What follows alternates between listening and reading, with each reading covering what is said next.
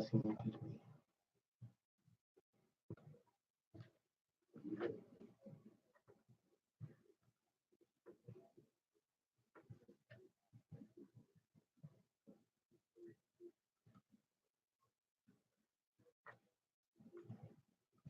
And welcome, everybody, to another edition of the Mess Deal podcast here from me, Charles Prodigy, Richey. And right now I got returning a friend of the show who's been on me with here a couple weeks ago.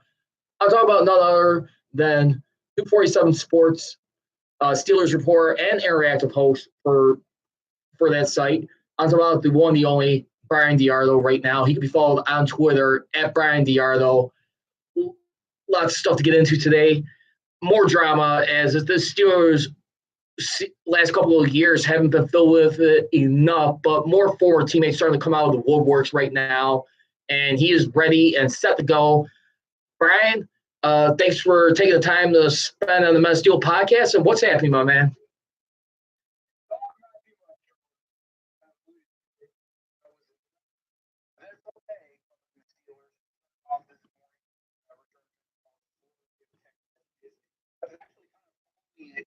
In real time before falling asleep around midnight last night. Woke up and saw the real one that went viral, the big one, and then I also saw him somewhat recant that message a little bit later, around 8:30 in the morning, and that one unfortunately is not getting the traction that his other tweet is, and that kind of prompted Ramon Foster to put out a PSA announcement asking any more former Steelers if you're gonna. Before you publicly bash the team and individuals on the team again, get with them first, and then they'll get you in direct contact with the person you have a beef with. You can settle it that way, and hopefully that puts an end, to all the former Steeler bashing, because it's gotten to a point where it's very unsettling, and you get to the point when it's just when's enough enough. You start with the Antonio Brown situation with Schuster, Brown's on Sunday evening, Juju responding, and Brown kind of responding again on Monday, unearthing a tweet that Juju sent out for him, asking for advice back in 2015 when Juju was a sophomore at USC. Juju didn't respond. He didn't have to.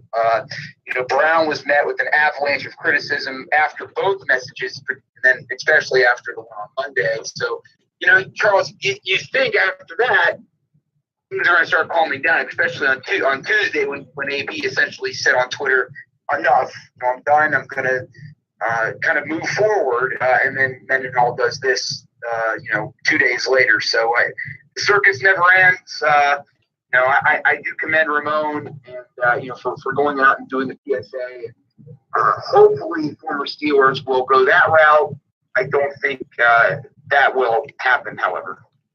Yeah, you know what? And I'll be honest with you. I mean, you are kind of right in the sense when enough is enough. I mean, at this point in time, I get that part. I mean, we already heard as recently, too, like a couple weeks ago with Mike Tomlin pretty much coming to Ben's defense and Colbert. And I just think where fans are getting frustrated, and this is just my take from what I see it, I don't think where it gets a little annoying is Ben Roethlisberger hasn't come out and said anything directly himself. Don't get me wrong. I'm not trying to be one of those guys that are bashing Ben, but let's be honest. I mean, aside from him getting married about 6-7 years ago and moving on for the rape allegations he had about over a decade ago, I know it's pretty much water under the bridge, but it doesn't surprise me when I hear guys like a Heinz Ward before would say, if I were you, I'd try and keep my name out of the mouth in the media. You haven't earned that right. I still think if Ben were to speak just a little bit more, we probably wouldn't be having some of these issues so much by the fans. Your reaction to that?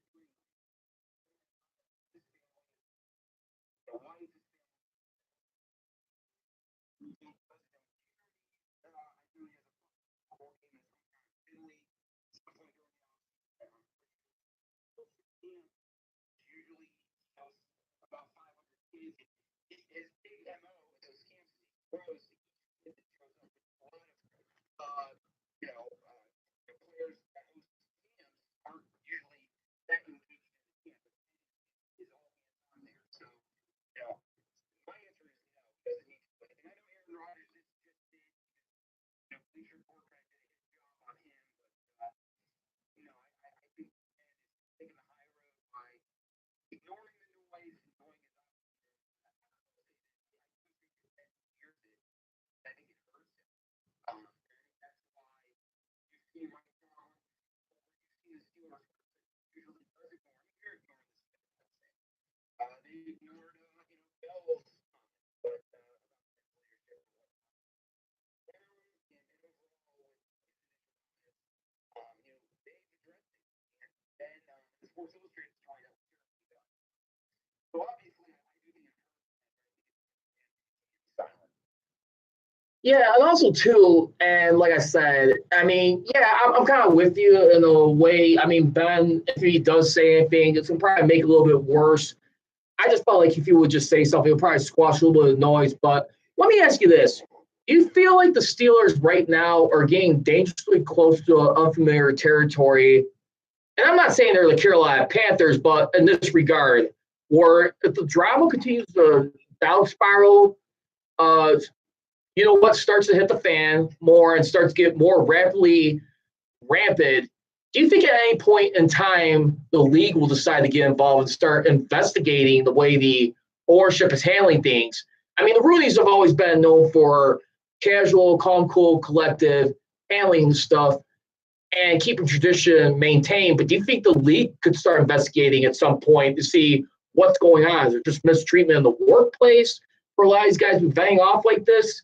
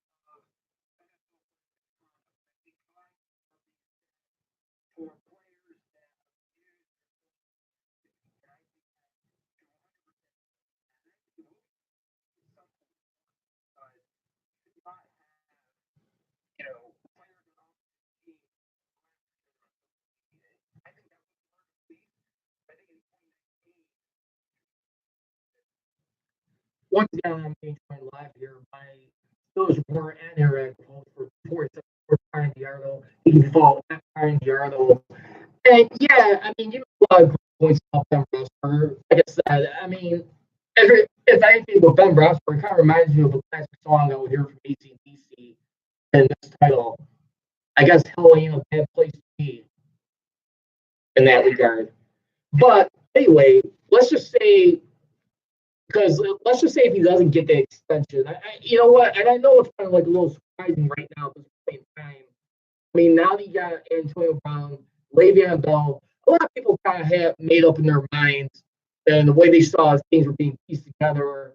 And Kevin Colbert and them were trying to extend Ben for like another 2, 3 more years.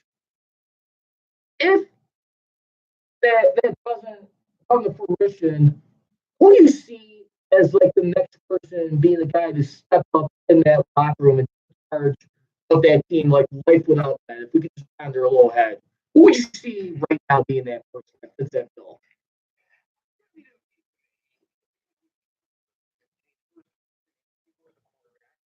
Look at Mason or Josh Dobbs.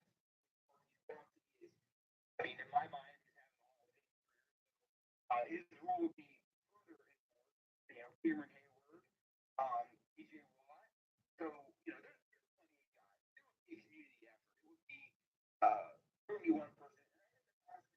Now, if it's a rally, especially this season, they're really going to want to rally. Every year, every year, I think that's just the way it is. I think this year there will be an extra group of people that, still a great player. It's funny, Charles, you have to remind yourself that you have the ring. Sometimes I think it was like a John Elway or Dan Marino thought, or even also Rivers, it's a shame that he would want to. I do think because of how many years now, sometimes people still attribute their rings in the previous defense on his contribution. Yeah. I think that will be even more motivating. To answer your question, I think more of a plus certainly have to, their leadership with Kieran has to be elevated. Yeah, and definitely had to be elevated. But speaking of which, let's transition to another topic right here. And I know the schedules has been officially released when the Steelers will be playing these opponents.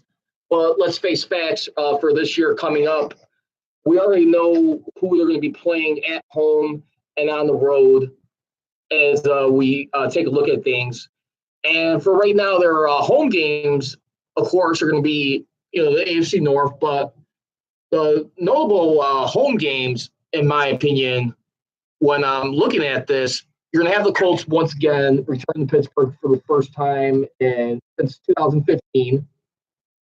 Then you're going to be hosting the Rams, Seahawks, Bills, and Dolphins. And then for the road games, they're going to be on the road in San Francisco against the Niners. Then you got the Cardinals, Patriots, Jets, Chargers, and then of course the rest of your AFC North. And out of all those road games, like let's just go outside like the AFC North divisional opponents. Which one do you feel right now will be a little bit more difficult to play on the road if you had to choose between like say these two? I'll probably say like between I'd say like Patriots or Chargers.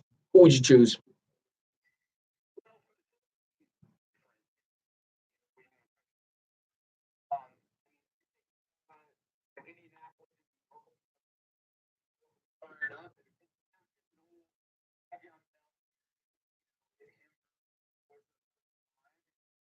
Yeah.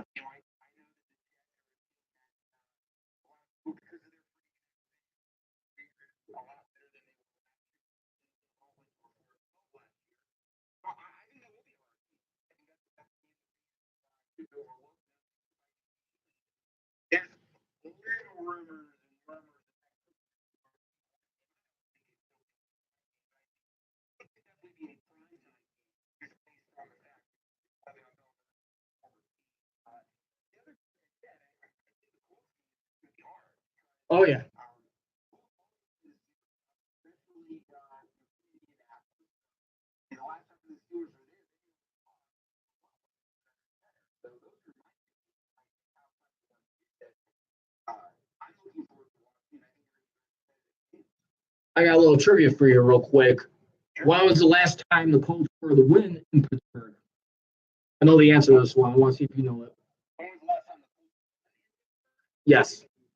I believe it's 1988, correct? Nope.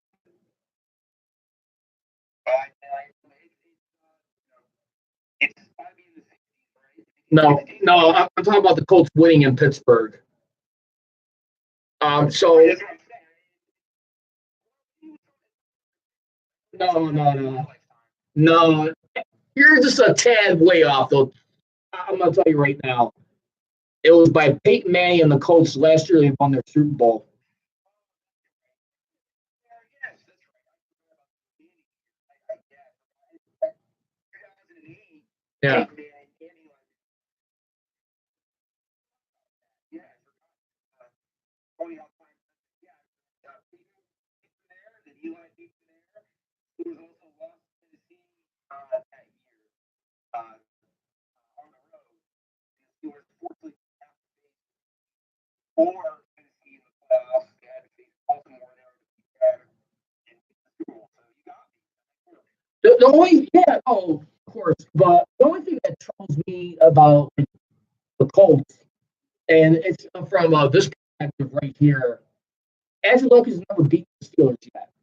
And that's where I'm kind of waiting on right now. I mean, just I don't know if you want to keep like knocking on wood, but I mean, so far they're 2-0 against Andrew Luck in his career. And the last time they faced the Colts was years ago without Andrew Luck. It was a different starter altogether. So I think I'm just only erring on the side of caution for that reason. I mean, you got to think the Colts have got to be much improved. Andrew Luck, I mean, arguably could be a potential MVP candidate if he picks up the momentum from last year. And we'll see how he does in year number 2 of that since returning from being out like the year before. I think that's just the only part that worries me. But I'm definitely with you, too, though. The Jets could be another one, only because now you're going to finally go up against Le'Veon Bell, see how he does against his former team. But I tell you what, one home game, if I were to look on the other side of the coin, if we were to flip the switch here, the script, I definitely say this ain't going to be able to walk in the park, which, by the way, haven't be their last shutout. Brand new ball game with these fellas, the LA Rams. That's going to be an insane one, in my opinion. That's got like man event potential. I won't be surprised if that's like a night game. Go ahead.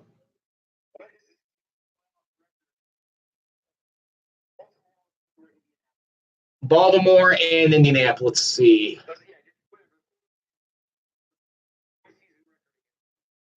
I will have to guess. Let's see. I am going to go 3-0. Final answer. Okay. Yeah. Yep. Yeah.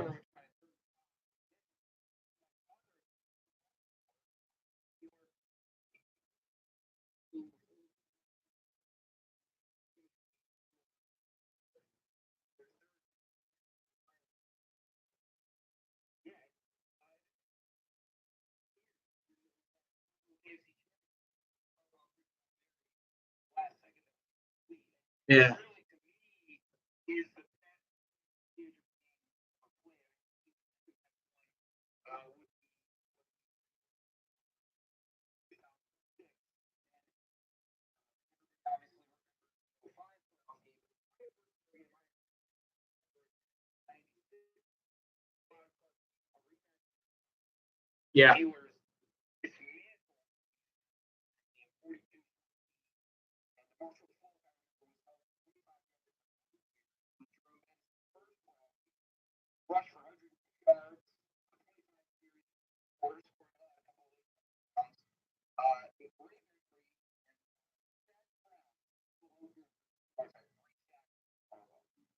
Yeah. No, definitely some classics right there. I mean, no, I mean, real good. And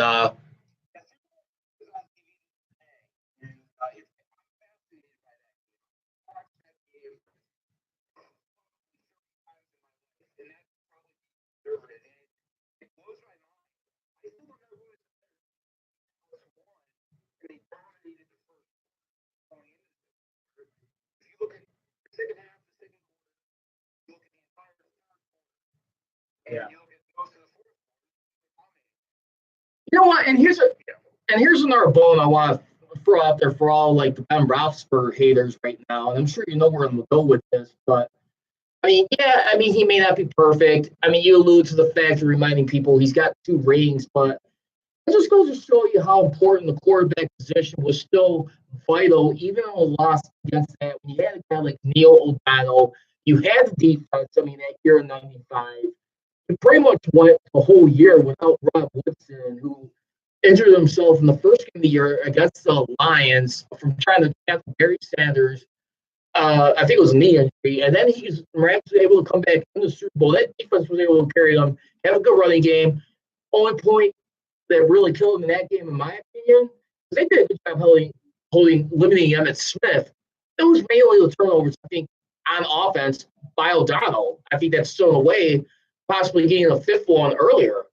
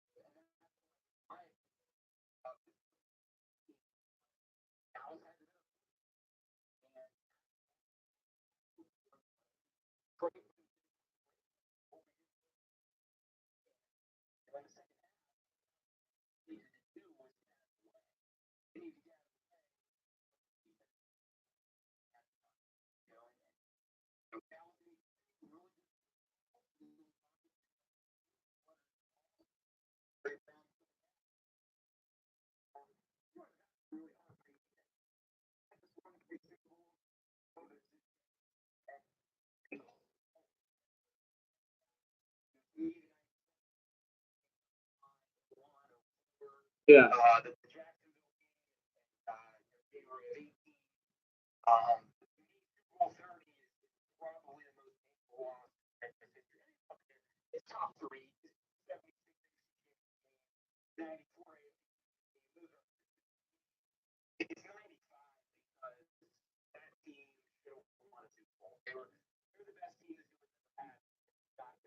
Well, I got one more that I could counter with, and you may appreciate this a little bit, but the most recent one, 45.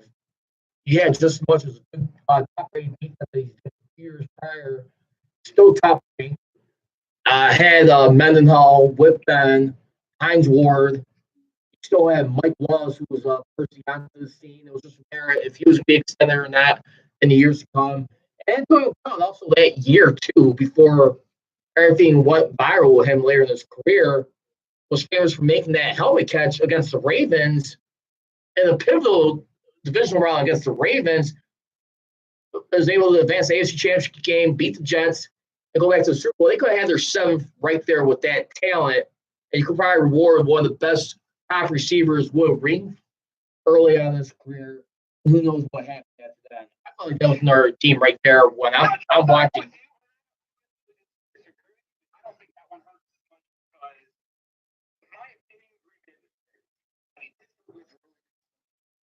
Okay.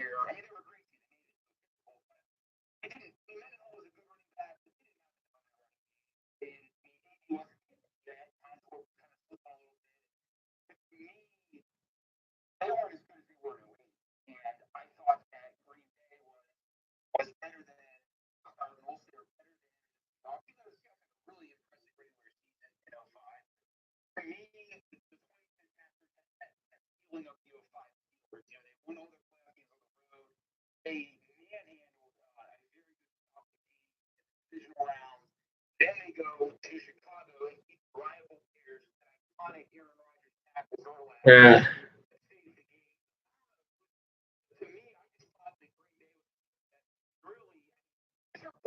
Played well. They fought. They got back in the game when they were down early. But don't forget that Corey Nelson dropped the pass and if he hadn't gone, that game's probably never close. It's probably Green Bay 38 or 21 or something like that.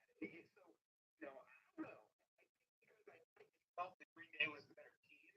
Yeah. And the fact that Pittsburgh just won the Super Bowl, that one didn't hurt as much.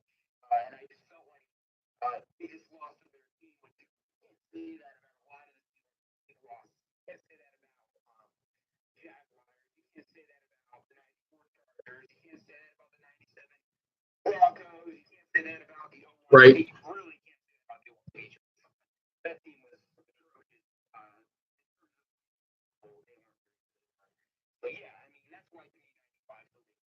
So real quickly, and I'll just make this one quick as best you can, but since we're talking about a lot of heartbreaking losses, what would you say was your most favorite and rewarding Super Bowl watching this team covering, including?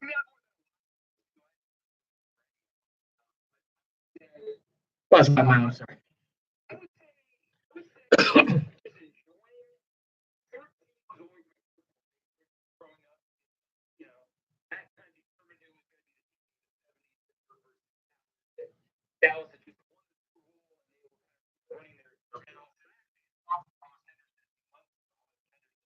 Wow.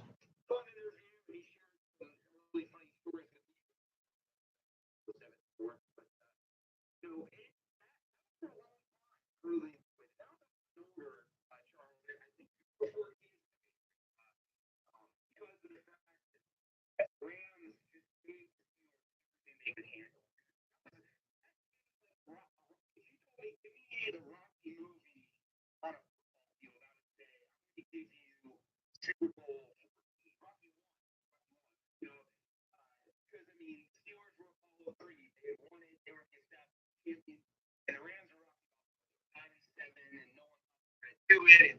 They didn't have their starting quarterback, and they had the lead in the fourth quarter. They had a 19-17 lead, and they had not blitzed one after the game with a concussion. The Steelers are facing a third and long deep in their own territory. Terry Bradshaw, who already threw 3 interceptions, just decided to sling it, and he just threw it deep. The Rams had a coverage breakdown. John Stallworth is one-on-one with the Rams defensive back. That back should have had help. Goes to the end zone, touchdown. Rams come back down. They drive. They get in Pittsburgh territory. And Ferragamo, who I think outplayed Bradshaw for most of that game, throws an interception to Jack Lambert down the field when he had Billy Waddy wide open for a touchdown. Bradshaw goes right back to Stalvers.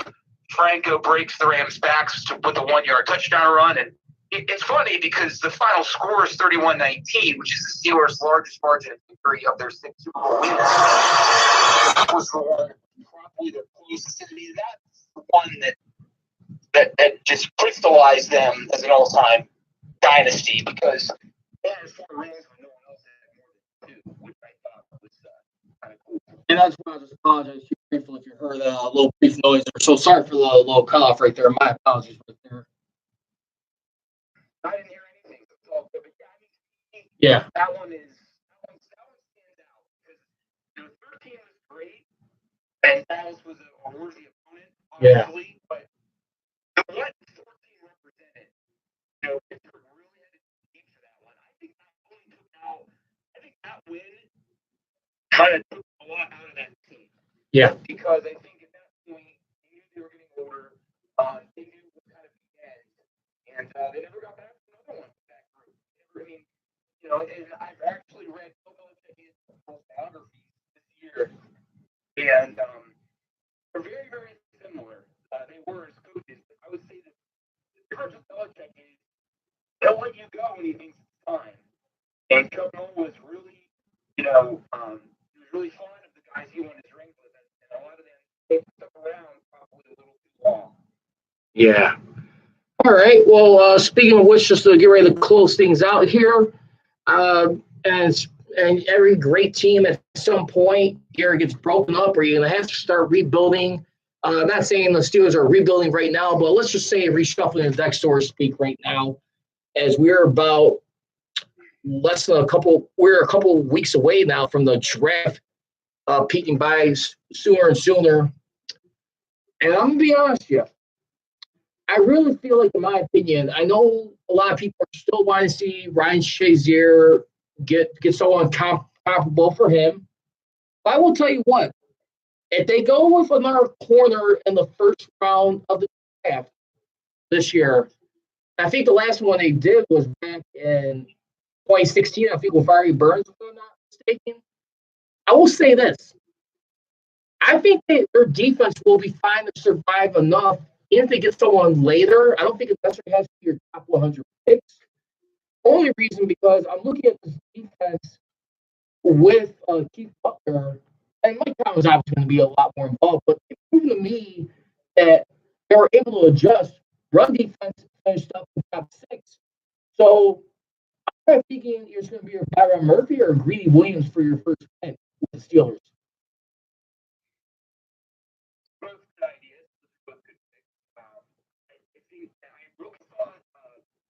Okay, for the today or yesterday, rather. I really like. I think Greedy Williams is going to be fun for the Steelers. I know they like linebacker and LSU. I think he'll too. Now, for whatever reason, Matt Wilson is now the Alabama linebacker is now falling into the second round. I don't see him being I think the Steelers might be that good pick, but they're a little too low. Yeah. They needed to, if they were drafting 12, they would probably get White or Green Williams. Those elite guys, I don't know, are going to be there at 20. They might be. That's where you're drafting 20, you're kind of in no man's land because you're missing out on maybe the elite talent in the draft. But so now you might have to take a chance because they got TJ Watt years ago. But you're getting somebody that may have been around in the second round. I think Greedy Williams is certainly there. The Steelers are definitely going to go out of the corner or inside linebacker. Available. If he's later rounds to go tight end, they're definitely a receiver being around 5. I think they'll go receiver around the same time they go tight end across the board. Yeah, I mean quarterback, inside linebacker, whether they first, and then after that they'll go their pass rusher, outside linebacker, and then eventually wide receiver, tight end positions. Then they'll go after the running back. They've brought in lots of running backs. One of them, Mike Weber from my alma mater, Ohio State. They're looking at. So they brought another running back from Florida Atlantic. So these are guys that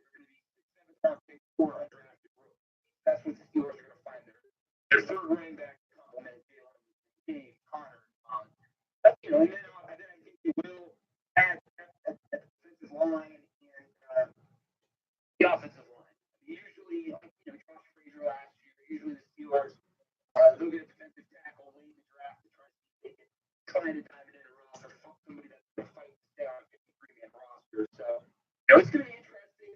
It's 10 picks. I don't think it's draft night. I think the Steelers are going to trade up in this draft. It's not way too many picks coming off of this point season. And usually when they come off this point season, they try to shake things up. Paul Malu and those three comes to mind when they drafted up. And then even after great seasons, like when they won Super Bowl 40, they moved up against San Antonio. He was there. They liked him. They knew Hines Ward was getting older. They wanted to. That's why, in my opinion, they don't win Super Bowl 45. They didn't have Antonio Holmes. They had Mike Wallace. So, but yeah, it's going to be an exciting draft. And, the first round is really going to, in my opinion, be where they go from there. Get their inside linebacker, and they can go get their quarterback, and they can get their receiver, tight end, running back, and outside linebacker, all that. Yeah, it's going to be interesting for sure. No doubt about it. All right, Brian. Hey, just wanted to say thank you very much. It's been a pleasure talking to you. Great stuff right here. I feel like I could go forever right here. But, ladies and gentlemen, this is Brian DiArlo. Make sure to continue to check him out. He's on frequently throughout the week on breaking coverage. He is a Steelers reporter and area host for 240 Sports, and he can be followed at Brian E. Arlo. That's capital E, capital D, capital A. Brian, thanks so much, man, for spending the time. I know it's a little hectic schedule, but let's keep in touch on this, and hopefully next week we'll see the Steelers have another solid draft that they usually do, and hopefully we just be back to business as usual for this last stretch. Yeah, my pleasure, Charles. It was fun, and Likewise, man. You get the rest, and I'll keep in touch down the road. Thank you so much, Brian. Sounds good, man. You too. And once again, that was Brian DiArlo. It was a great conversation right there. I think a lot of stuff right there. As you could take a look at it, imagine with this team right here. But as you can see right here, I got my draft hat on right here. I don't know if any people got a chance to order it. I just posted on the survey, a poll I did on Facebook back on Monday. Here it is right here, front and back. I got like the little stretch fit on. I thought this part is like a little cool right here, how like NFL's doing with the past customer teams. You got the Pittsburgh flag right here. Beautiful piece of artwork right there. And yeah, I think right there, I mean, Brian's definitely got some great stuff right there. I think I'd have to agree with him. The first round will probably dictate it, but I'll probably go a little bit more further than that. I'll say how they do in their top 100 picks will probably be a little bit more telling, in my opinion, right there. I mean, what are you going to do with those extra picks from like the Raiders? And that's about it. I think that's just one of the questions that I beg a little bit more, see what goes on. All right, well, that's going to do a wrap here for the Men of Steel podcast right here. Remember, we are 2 weeks away from the NFL draft being in Tennessee, and we'll see what happens here. As always, you can follow me on Twitter at Prodigy Richey. Feel free to check out my Facebook page at Men of Steel Nation. You can also check me out on Instagram Live. That's Men of Steel Nation. And feel free to check out my YouTube page, Men of Steel Nation. As I always leave you, don't be trolling, be rolling. I gone. Here we go, Steelers. Here we go.